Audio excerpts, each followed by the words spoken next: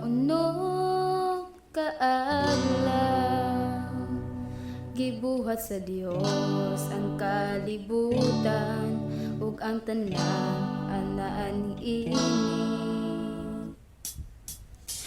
Sa imong ang ikapitong adlaw, ay mauging ang adlaw, ipanagingan o gibalaan. Kay karon mao ang adlaw sa pagdali, karon mao ang adlaw sa pagsimba.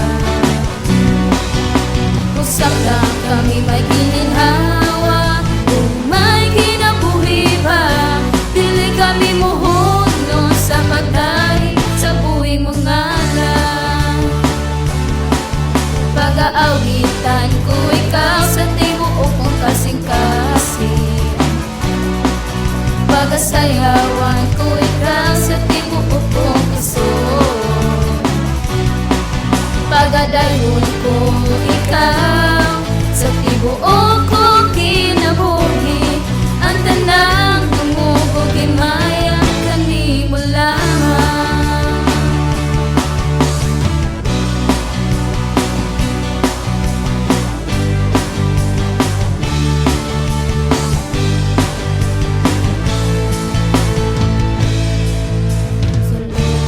Sa unong kaadlaw, gibuhat sa Dios ang kalibutan, ang tanan anaan ini. Sa imong lumihang ikapitong adlaw, kay mauli ang adlaw, ipanalangin ug gibalaan. Kay karon mao ang adlaw sa pagdali, karon mao ang adlaw sa pagsimba.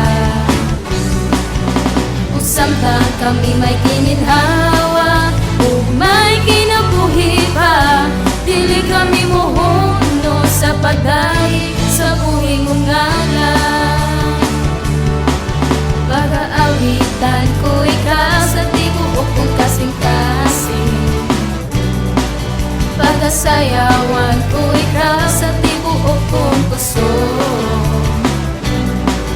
pag-adaygon ko ikaw sa tibuok kong kinabuhi. Ang tanang dumugog himaya kanimo lamang, ang tanang